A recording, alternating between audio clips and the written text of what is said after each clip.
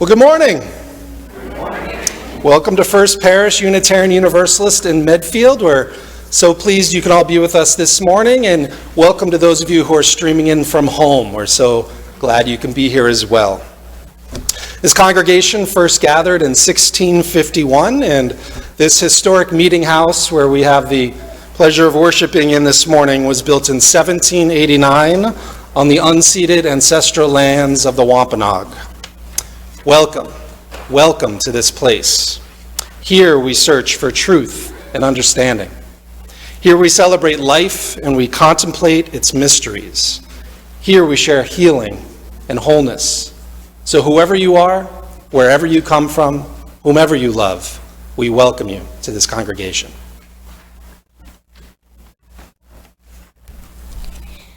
We light this chalice in the names of love, the love of family that brings us into being, allows us to bloom, and then sends us on our way with courage, knowing we can return no matter what.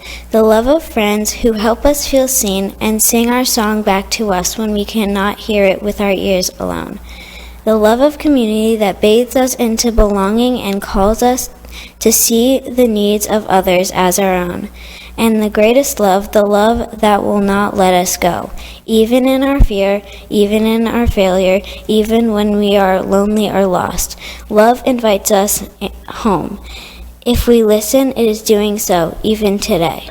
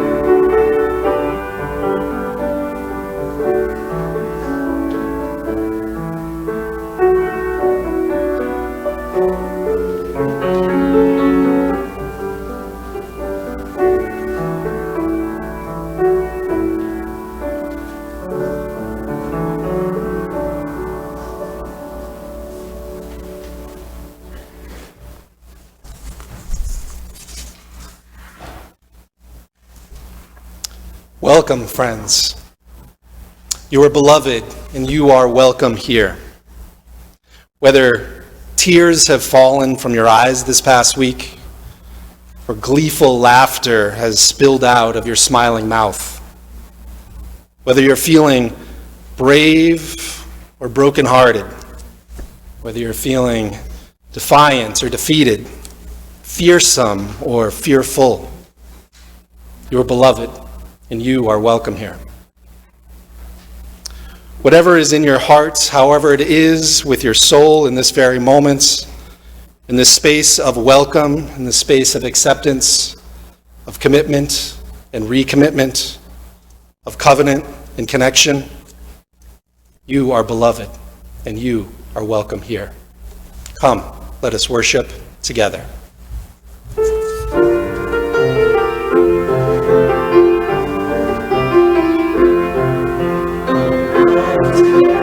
True.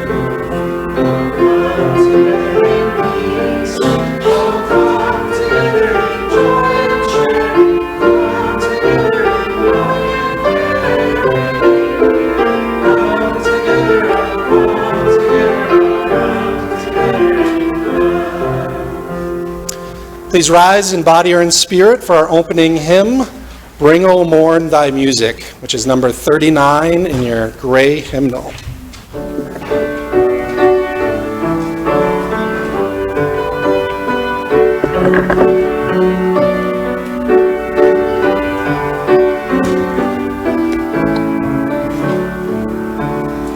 Bring, O morn, thy music, light thy starlit silence.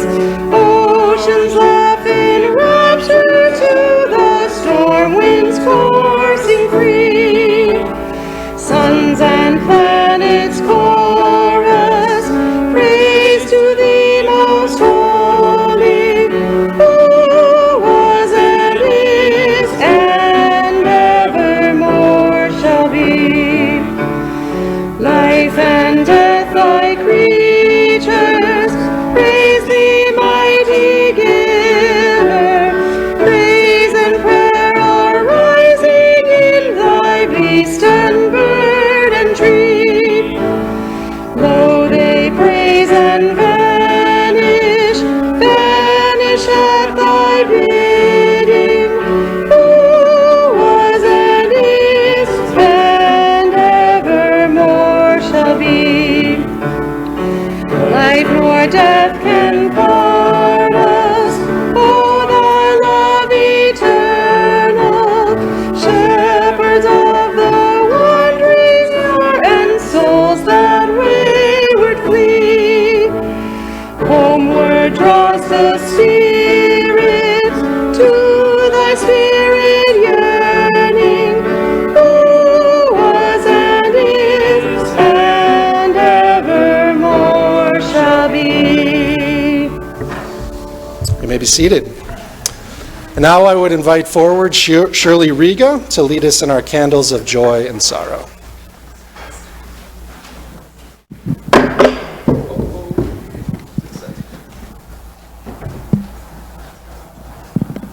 Good morning. My name is Shirley. I'm a member of the Pastoral Care Committee here at First Parish, a group of mighty people who are willing to listen, help, and this is a time in our service where we share joys, sorrows, or concerns. If you'd like to share something, come on up, give us your first name, and light a candle if you choose, or I can light it for you. And it's a way of sharing with community, and it feels good, usually.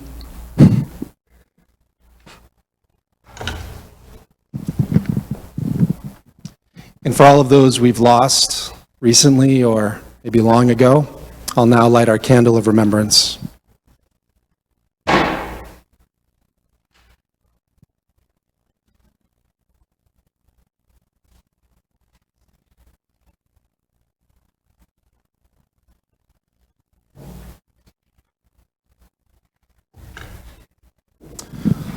All right, well now I would invite forward any of the children or young at heart who'd like to get a little better view and who'd like to help out with our next part of the service. And Jenny Goodman, our CRE, will be taking it away.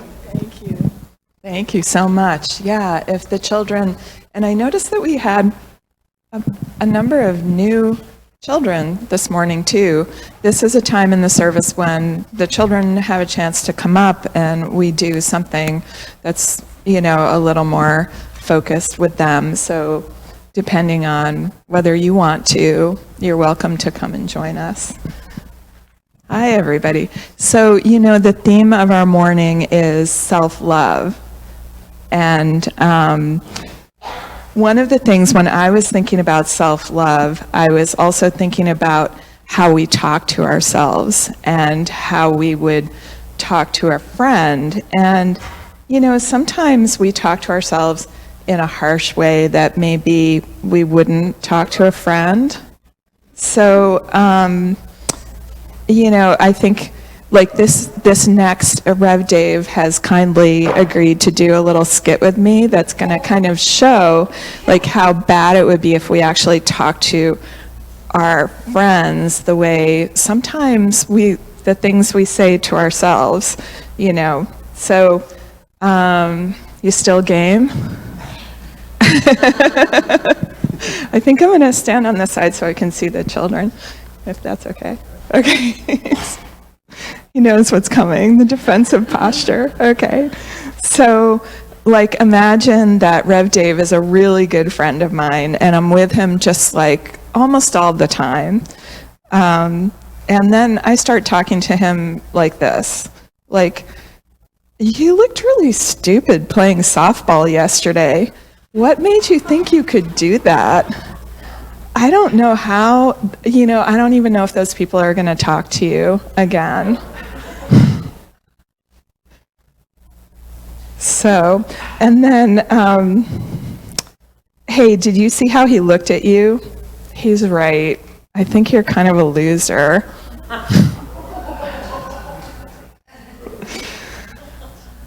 And we're not going to talk about what just happened, but I hope you'll feel really guilty about it.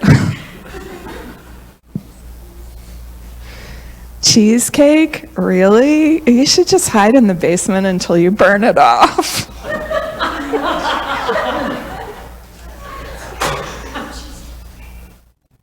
I can't even deal with the fact that I have to be with you right now, and you're constantly talking to me.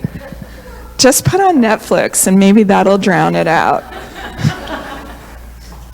So thank you for taking that.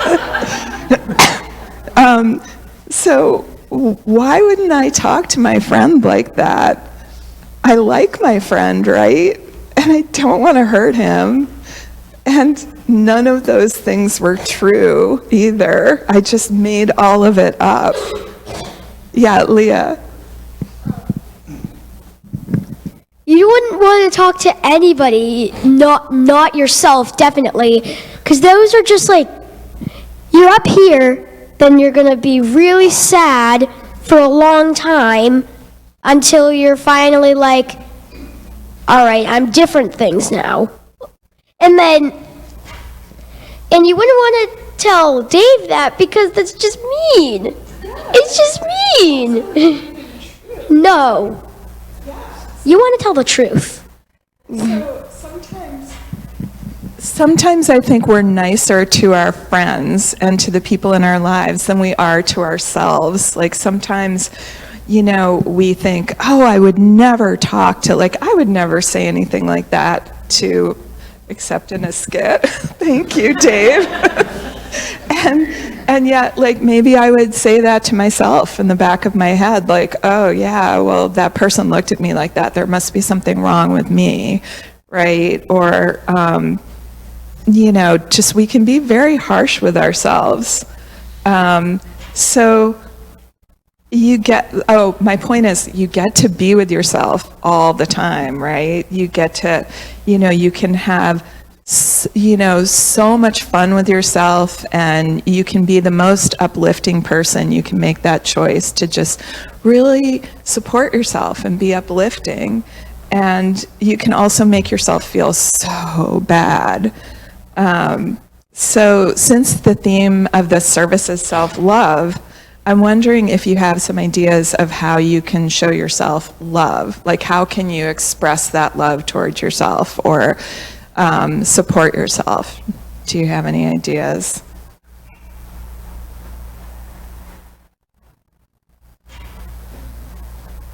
Or maybe the adults have some ideas. Okay. Do you want the mic? I have trouble talking nice to myself sometimes, and so I make a sign on a sticky note that reminds me that I am a nice person and that I love me. That's great. So you write it on a sticky note and then you put it someplace where you can see it and it reminds you. Yeah, that's great. Whenever I hear myself say something negative about myself, I stop and I write down 10 positive things about myself. It reprograms my brain. So the children, I understand, last week, they all wrote self-love pledges to themselves, and that got mailed. So, that's true. So the the self-love pledge that they each made will be mailed to their house, and they're going to receive that soon. So we thought that was such a good idea, we were going to give all of the adults a chance as well. So we're going to take the next maybe 3 or 4 minutes while there's a little music playing, and the children are going to help us pass out some paper valentines. And this will be something that we're not going to mail to you. No one else will see. You can write on that valentine anything about yourself that you love, something that you really value and honor about yourself. And like I said, when you leave today, you can put that in your pocket, you can look at it later, you can show it to no one, you can show it to everyone. It's up to you. All right? So I wonder, could I have some helpers? All right, come on up. And see if you can pass out the markers and some, there you go.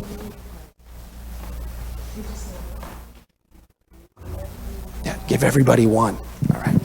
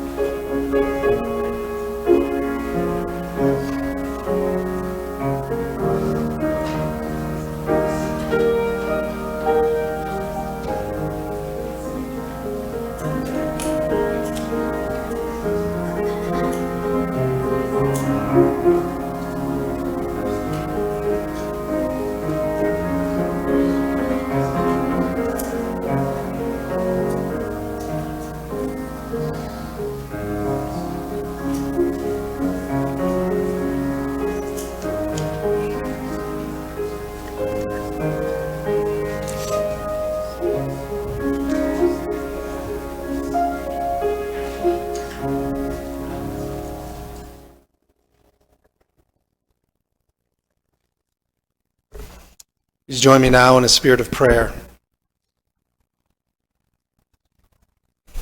O Spirit of love, a great mystery of the universe. Let's pause now to show our gratitude and thanks for all the love we receive.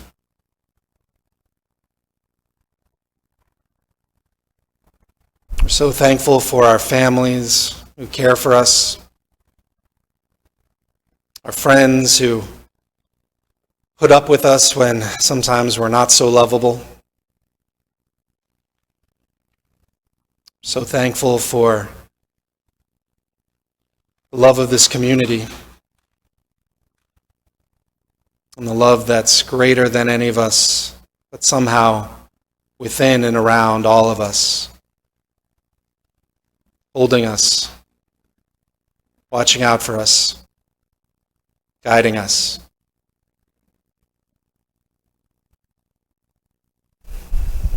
This morning we pause as our hearts are heavy with the horrible tragedy that happened in Syria and Turkey this week.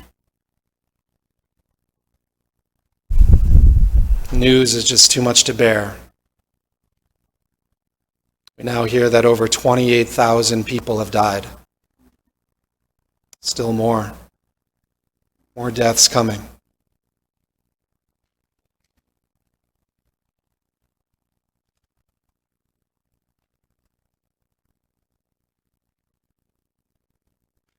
So as we gather today in this warm space of friends and love, let's remember those who are not so fortunate this morning, those who are suffering, those who are hurting.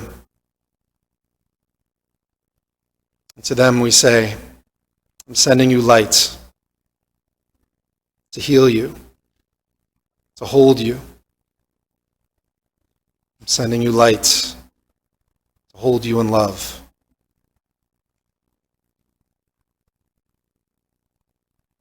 Let us now quiet our minds and our hearts as we enter into a time of silent meditation.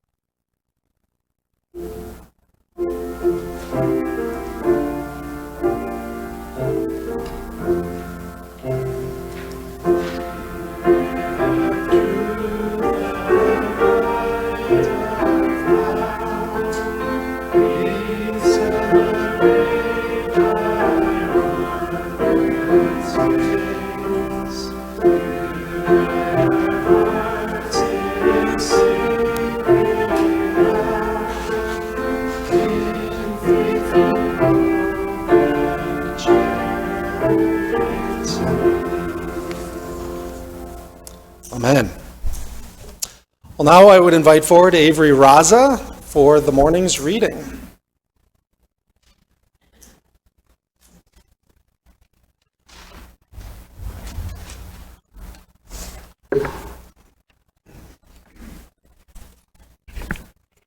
Self-Love by James Cruz. Treat yourself as an honored guest in your own home. Sweep the floors, whiskey loose hairs and crumbs into the dustpan, clearing cobwebs as if you were about to arrive here for the first time. Stoke the fire in the wood stove, stacking logs of birch and maple, whose bark curls into flames that will warm the whole house as you step inside your body, learning to love its shape like never before. Offer yourself the wedge of brie you've been keeping at the back of the fridge. Pop open whatever bottle you've been saving for the moment you finally become your own dream date, your own special occasion. Now sit at the table, set for one, and feast on a simple meal of bread and cheese, relishing each taste of this new life which has always been waiting inside you. Thank you, Avery. Well, I imagine some of you might have celebrated Valentine's Day last night, like my wife and I did. And some of you, I imagine, might be celebrating tonight or in the coming days. Maybe you're planning to take your sweetie out for a nice meal, some chocolates, and time to connect with one another. But, you know, today we are focused not on romantic love, but remembering to care for ourselves, to be good to ourselves, to love ourselves, something that can often be hard to do. I often find myself struggling to do this. This past month for me personally has been a really hard month.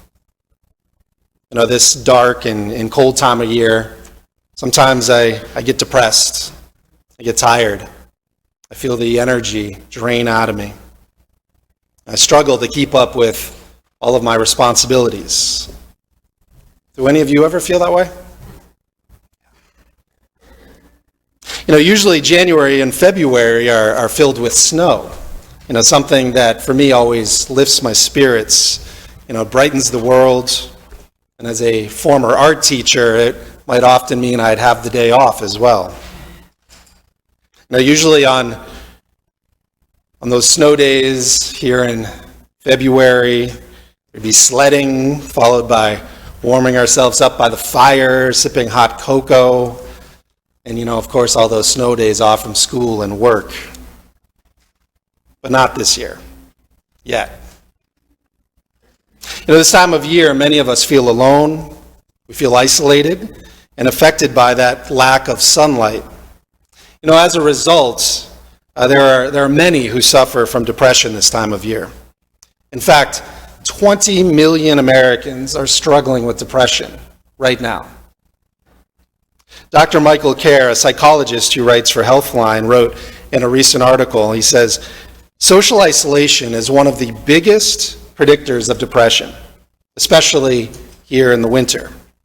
Some people have a small social circle or they lack opportunities for socialization. People who have feelings of disconnectedness, often they avoid social interactions. Unfortunately, withdrawing, it often makes those feelings of loneliness and the symptoms of depression even worse. And as many of you know, once depression takes hold, it's hard to shake. Now, I say this as someone who is bipolar, and I've experienced long periods of depression over the course of my life. In my experience, depression is not just about sadness. I think all of us have an experience of sadness. And sadness implies that you're having an appropriate response to something that is happening internally or externally. For when we're sad, we can often soon feel other feelings as well. When I'm sad, I still feel emotionally alive, and those feelings tend to pass. But for me, depression, sometimes it feels like a deadening of emotion. like a curtain has been drawn over me, between me and the world. Depression simply doesn't just go away because someone offers you a tissue and a hug. You know, for some of us, depression can last weeks or months. And when one gets depressed, we often experience what is known as the negative triad. Those are those self-destructive thoughts that enter one's mind during depression. The first of the negative triad is something called permanence. It's the idea that it will always be this way. Then comes pervasiveness, the feeling that everything is terrible. Finally, personalization, the notion that everyone's actions toward me, it's because I'm a bad person. Does any of this ring true for anyone here? You know, you will say to yourself, my life will always be this bad. It will never get better. I don't care what she says to me. Everything's awful. Everything. He doesn't love me. I'm no good. I'm not worthy of his love.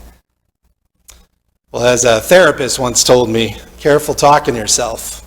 You might be listening. You know, at times like these, we often feel so cut off from our true selves, from that feeling of wondrous love in the universe, that which sustains us and nourishes us, that we can feel truly alone. You know, often we don't even want to reach out to our friends or family because we don't want them to see us like this.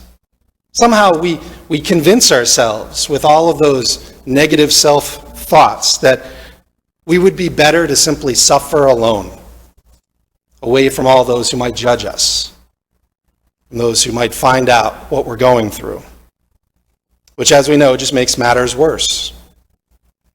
And during these times, we engage in all of that negative self-talk, all of those things that Jenny and the kids reminded us of earlier, where we say things to ourselves that are mean, hurtful, destructive, things that we would never even dream of saying to someone else, especially a friend.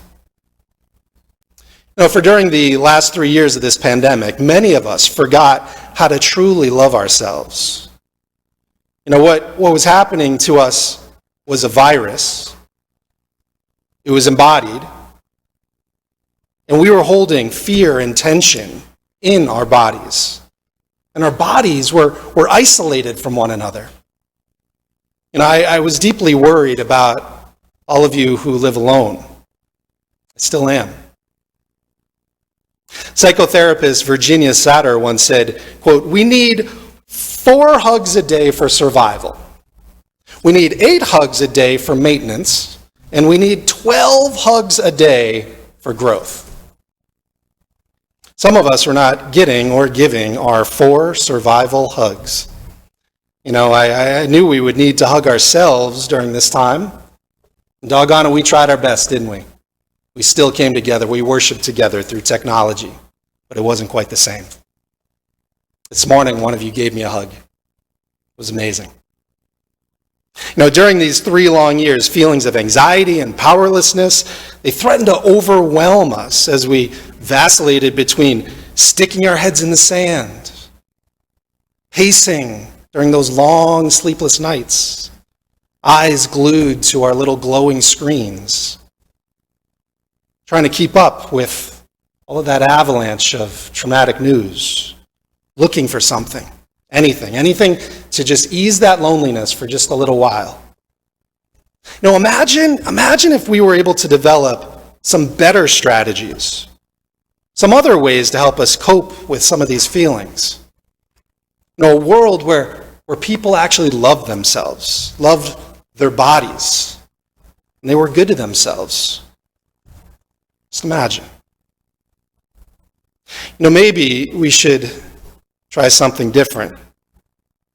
You know, now that we are hopefully on the end of this pandemic, let's hope. Maybe we need to turn our phones off. Maybe we need to power down our laptops, stop texting and scrolling for just a little while. You know, what if instead, when we're alone, we're feeling anxious, we're feeling depressed and isolated, What if we filled that time with bubble baths? What if we took some time to watch that episode of that show we'd saved for that special occasion? What if we treated ourselves to some nice Valentine's Day chocolate? What if we lit calming candles and went searching for our inner peace? Perhaps the next morning we might awaken feeling a bit more centered and hopeful. Perhaps when we encounter various people throughout the week, we might find ourselves in the non-anxious minority. Perhaps. What if we made the decision to treat our bodies well? What if rather than listening to all the noise, we listen to our own bodies? We might find something healing within us. We have these bodies. We have a sense of touch. This touch connects us to the world, to the sharp edges and to the soft, nurturing. This connects us to the chill and the heat, to pain and to pleasure. Our bodies are holy. I'm not even talking now about body positivity. And I'm definitely not talking about body negativity. I'm talking about body neutrality. This is what we try to teach our children, that bodies are amazing for what they can do. Some bodies can run a marathon. Some bodies can birth a baby. Other bodies can provide warm and soft comfort to someone in need. Other bodies can cook a nourishing meal, can change a tire. They can perform a beautiful dance. They can shoot a basketball from the half-court line. Other bodies can adapt to a cane and learn to shift their balance a bit differently. They can break a bone and then heal again. They can move on and land, but glide gracefully through the water. And some can be on a ventilator for days and then recover their full breath. They can accomplish amazing things. And our bodies simply are, and the fact is, our bodies are a miracle. All of us here today are beautiful and powerful. Beautiful and powerful just as you are. Not you with 10 or 20 less pounds. Not you when you were a teenager. Not you with bigger muscles. Not you with less hair on your head. Or you with too much hair in places you wish it wasn't. But you, right now, as you are today, you're a miracle. You're lovable. Not you if there was less of you. But we're so often harsh with ourselves and hard on ourselves. We struggle to feel good. We feel shame around our own bodies. Men, trans, women alike.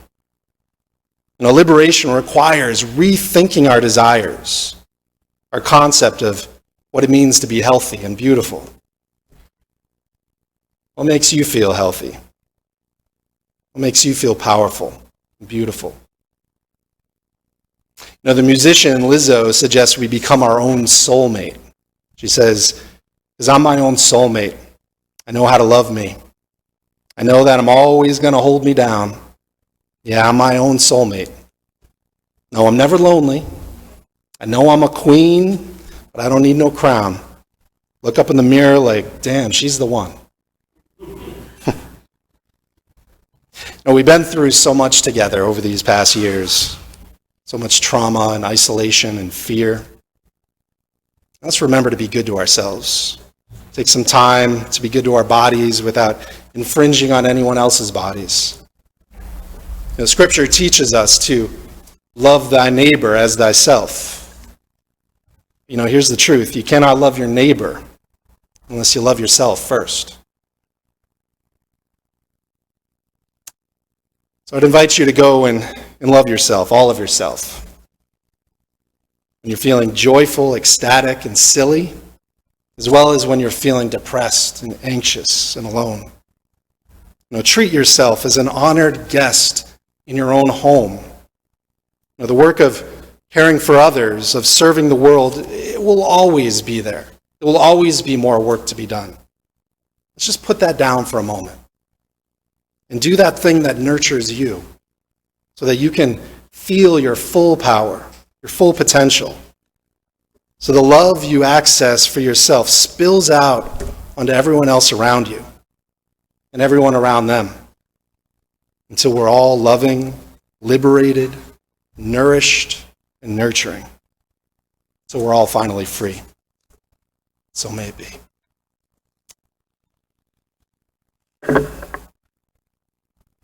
Well, now we have a special treat, so I would invite the children back up here, up front. I need a little help. Here. All right, can you come up here? Can you see that little board right there? Can you pull that out? See that white board right there? Yep. Carefully, yep.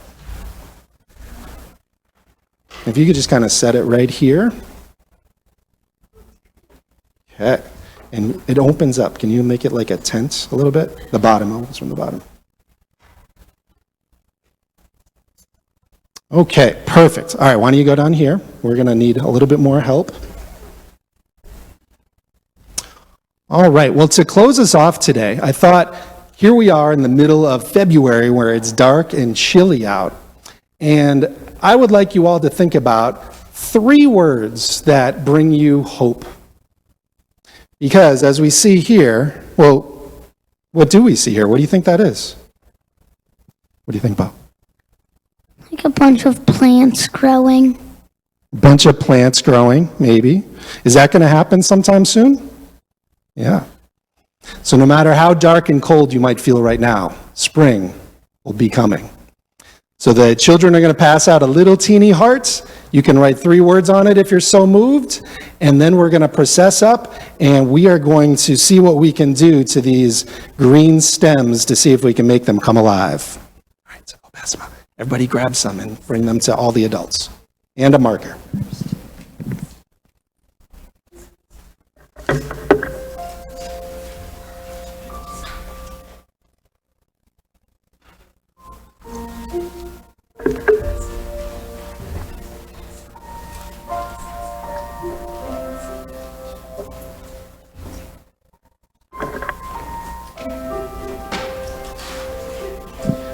And after you have written your words and you would like to come forward, Jenny and I will be here with our handy glue sticks. We'll put a little glue on your heart, and you can go put it where it feels right on the mural.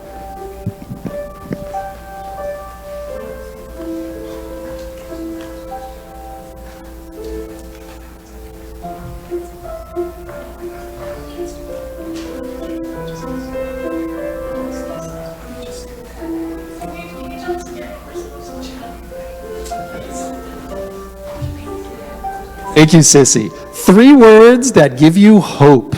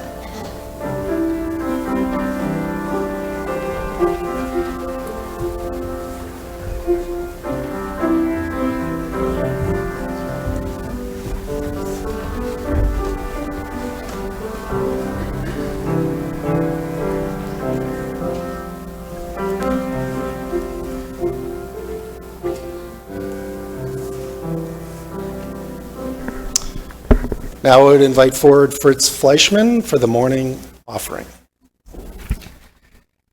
Good morning, everyone. It makes my heart glad to see you all here.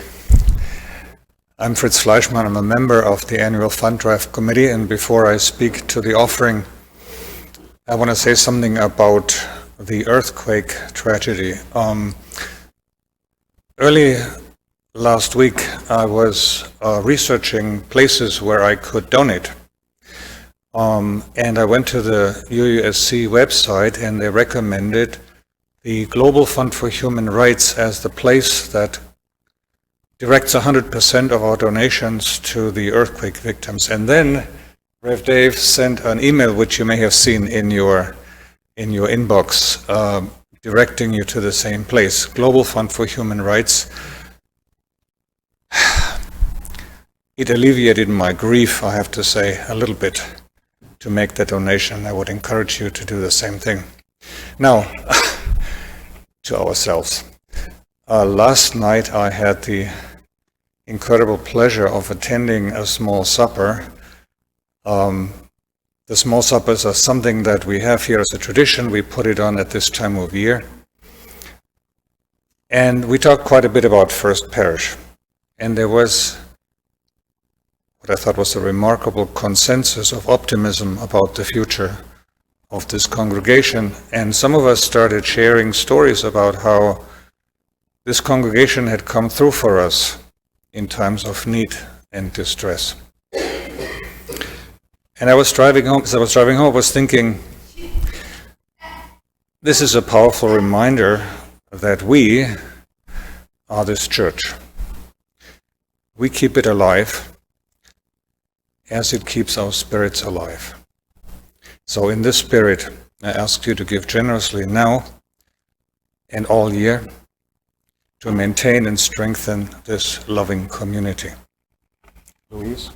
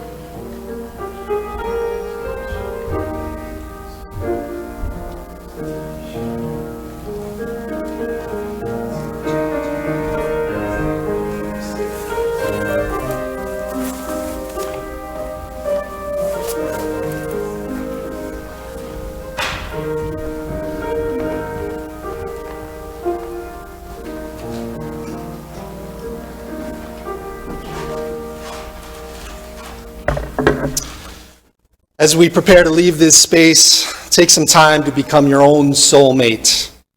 Maybe it takes the shape of a solo retreat or just some time devoted to your body, to taking care of your body, to your own healing, so that you can feel cared for, fully loved and free, because you are beautiful, you're powerful, just as you are.